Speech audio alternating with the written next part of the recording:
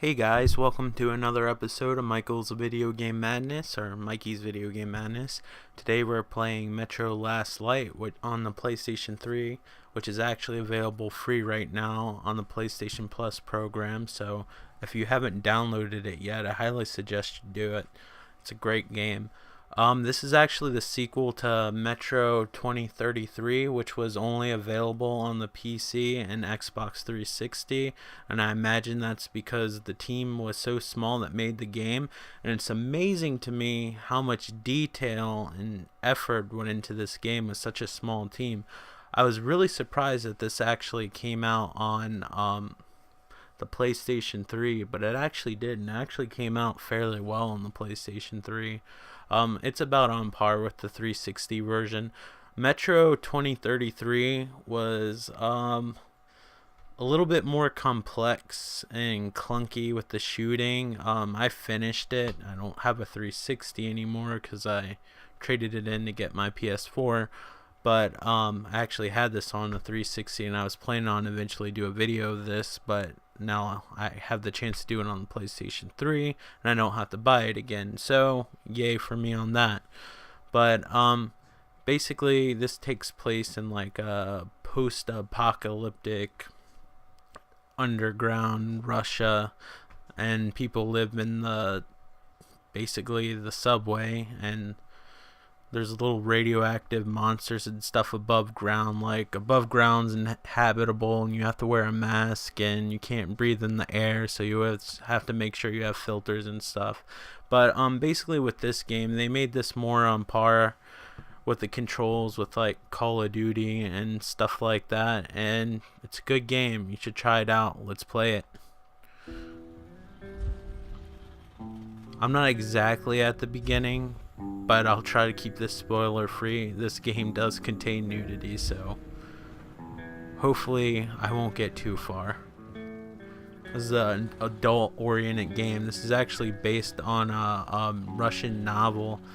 There is actually a sequel to Metro 2033, but I don't know what it's about. I don't think it was ever translated into English, so but anyway, from what I read, like it wasn't a good basis for a game. I think it revolved around a different character. This revolves around the same character from the first Metro, so I don't know. I don't know if you care about those facts, but there they are for you. It might take me a while to get used to the controls, but it'll give you that fresh take feeling as I'm trying to figure it out as well.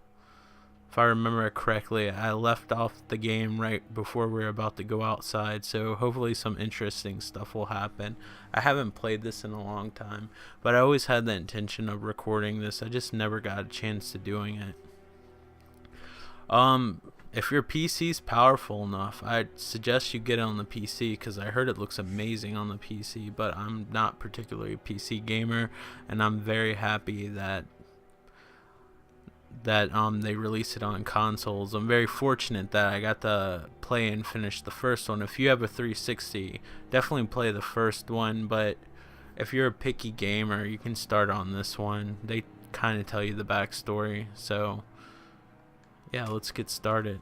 Artyom, if it's true that the Dark Ones can sense you, maybe you could draw it out from hiding so Anna could have a clear shot. I wish I had some sort of HDMI input that would bypass the PlayStation 3, but I'm working with peanuts here, so we now suspect Lesnitsky was a sleeper agent, but we haven't basically I have to deal with anything that has component cables. Unfortunately, my PlayStation 4 doesn't. There's some bypass I heard you can do with the HDMI with the PlayStation 4, but you actually have to have a capture device that takes HDMI, and the highest mine takes this component,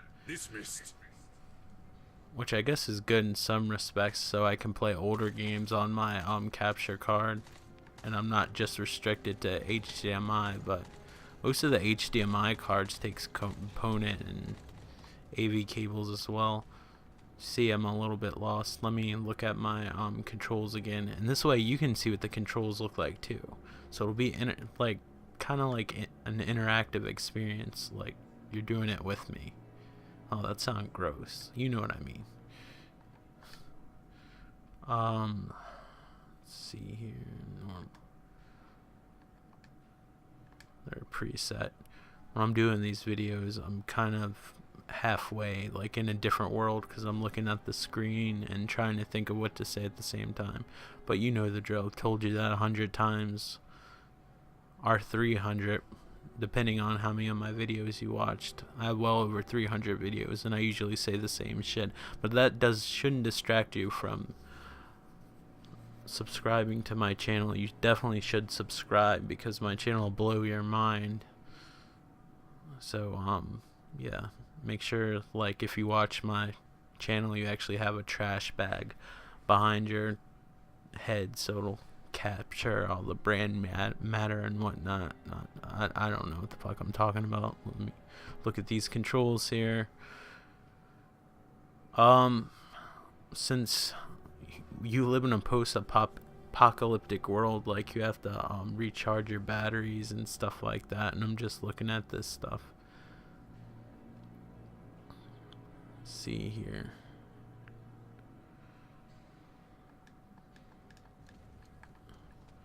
So pull this out.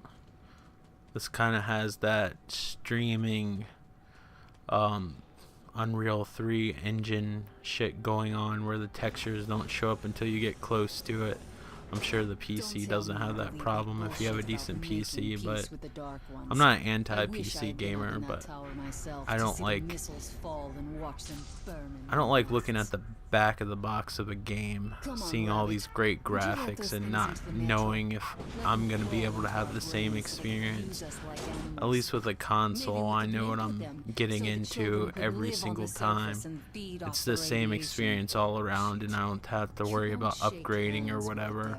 I mean, eventually you'll upgrade to a new system or whatever, but not as often as a PC. Some of the PC games that come out are so graphically intensive, like, you can get a new video card after a year. In order to see what the games really look like, you'll have to get a new video card in like 1 year versus waiting like 4 or 5 years. And plus, even if you have like a lot of power or whatnot, like with a PC, you have games that don't utilize it, because when they make games for the PC, they have to make it for every single platform possible. So they don't really get to program it for one particular type of thing. So they can like basically customize it to run. What am I talking about here? So I have this automatic shotgun and this sniper rifle and a modified AK-47.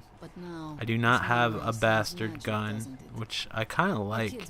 It's like this homemade gun. In the world of Metro, you actually don't have money. Like, the currency is actually military grade bullets, which you actually can fire in your gun when you're desperate. So this is kind of, it's not too bad with resource management, but I mean, you have to pay attention to your resources and stuff like that. But usually there's plenty of shit to go around. The first game's a lot more like a survival horror game than this game. This game has a little bit more action, not all the way. I mean, this is definitely different from any other game that you'll play, besides being a first-person shooter like every other game that's out there. Alright.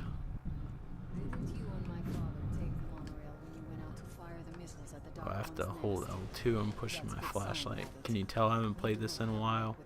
I got pretty far in this, I think. It's really been a long time. It's a shame. I have a bad habit, such a bad habit, of starting games and then starting to play other ones. I really need to quit that. But since this is the world of Metro, you actually have to recharge your stuff. But I'm trying to show you how to do it, but I guess since it's sorta in like this tutorial mode, I can't really do it yet. but you like have like one of those little rechargers that you crank up with like a handle, kind of like something you might have in your car, like if you get in a wreck or something, like in one of those safety kits that has like flares and stuff in it. I have one with a crank on it that works as a radio too, but you have to constantly turn the crank for it to work. But even though this isn't the PC version, this is a nice looking game. That thing's fast.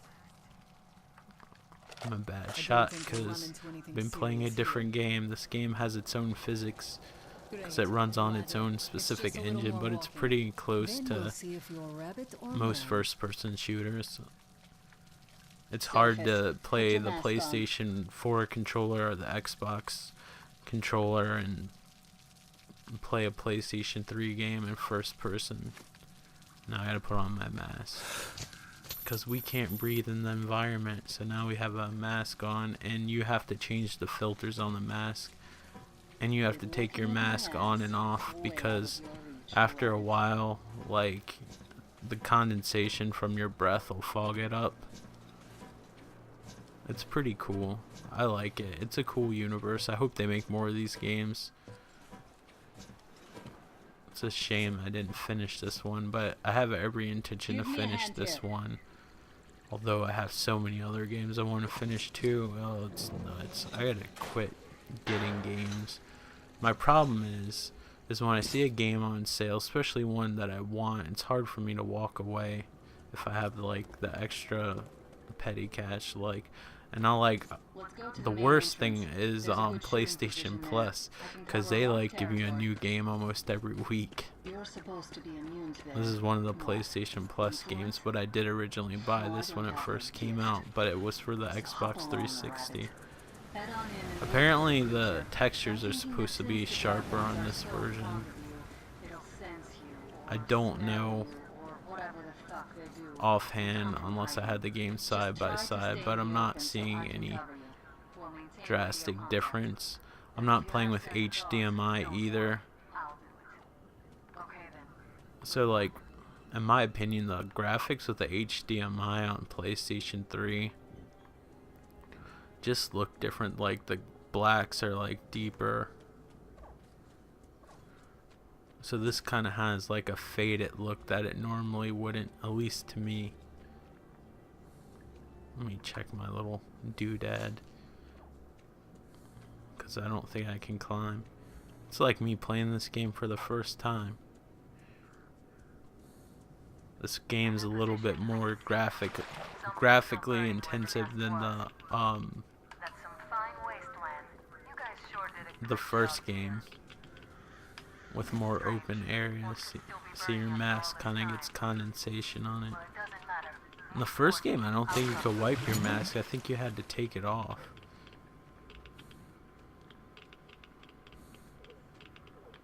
I don't have the Geiger. Well, I can sort of hear the Geiger counter, but I don't have the sound turned up because I've been using the wireless headphones, and if I use the wireless headphones, it shuts the sound off on everything else. You don't want my videos not to have sound. Maybe you do, I don't know, but I'm assuming that you want sound. I'm sorry that I'm making the decision for you.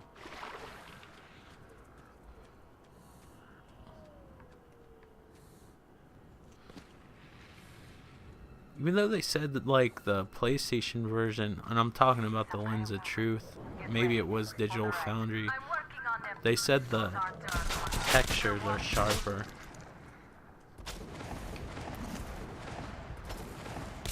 On the PlayStation 3 version, like, it had higher resolution. Maybe it's just because I'm not using HDMI, and maybe it's because I'm using like nostalgic memory, but I feel like the Xbox 360 version was slightly sharper.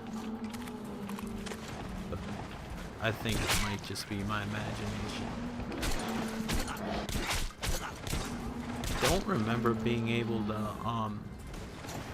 wipe your mask. Maybe I didn't read that in the tutorial.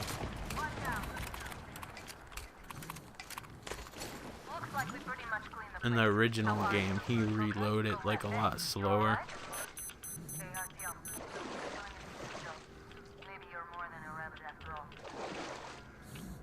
Uh-oh. I think I put another filter in.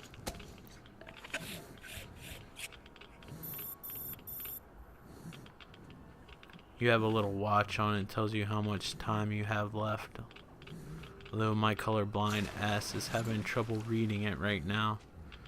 So when it beeped, I just put in a new filter. Where are we going? Here somewhere.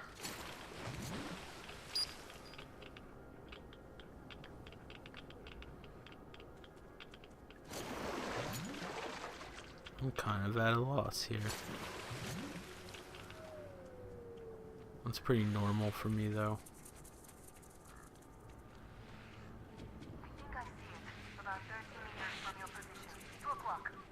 If I probably heard what she was saying, like, I'd probably get more help. But I can't hear shit. So I'm supposed to be following this little baby version of the main antagonist of the first game. Apparently I'm the only one that's not really affected by them, because they like make people go mad and do crazy things. Kind of like the necromorphs in Dead Space, are the markers. Necromorphs are actually the aftermath. Those things are creepy as all hell, I know that.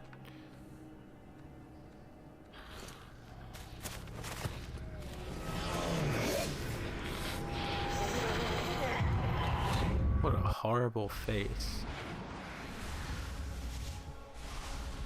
It looks like a mix between a predator and one of the gray aliens that people claim to be abducted by. So the player you're playing as sees all these crazy visions. See, it's a baby version of one of those guys. Cover your ears for the next 5 seconds. He's showing a vision of basically what you did at the end of the last game. Okay, you guys can uncover your ears. I don't want to spoil the game for you of the first game. But if you have a PlayStation, you're never going to play it anyway. Because they didn't release it for that. Oh, did I mention there's also Nazis in this game? So, if you like your World War II based games, maybe that's an incentive for you, but they're not like actual Nazis. They're like newly founded Nazis. I don't want to say neo-Nazis because that's a completely different kind of thing. It also left me knocked out for some time. Just enough for me to get captured. I haven't finished the first game in so long, I don't remember much about them. If you go on Trust Steph's YouTube page, I think he actually did a playthrough of the first game if you want to see it. I think he did. He was talking about doing it, but I think he did do it. It was a while ago. You'll have to forgive me, I've gotten very little sleep. I stayed up way too late last night.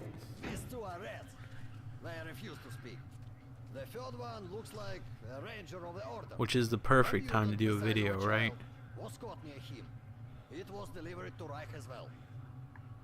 So, one of the cool things about this game that I really like is there's always like little conversations going on in the background and stuff that you can listen to. That's really cool to me. So you can like speed through the game, or you can listen to every little thing that's going on. Obviously I'm tied up, I can't move, so I don't have the freedom of wandering around and listening to what everybody says. This place looks sanitary. Let's see.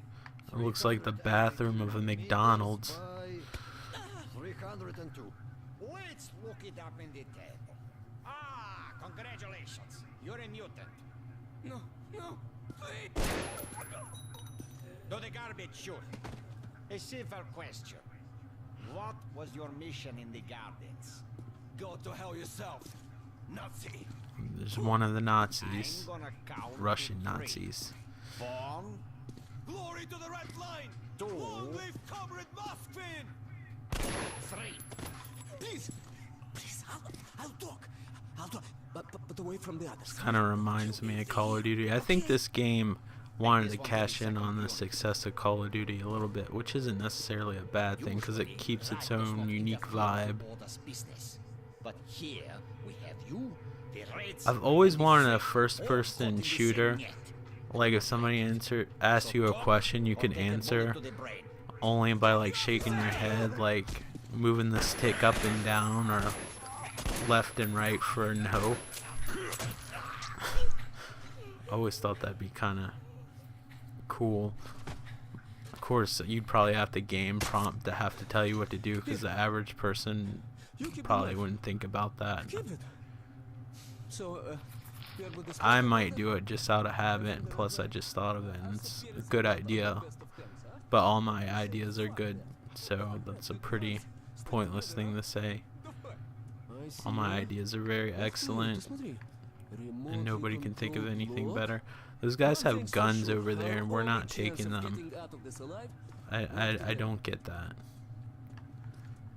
Perfectly good gun, just chilling there. What did they say about the garbage chute?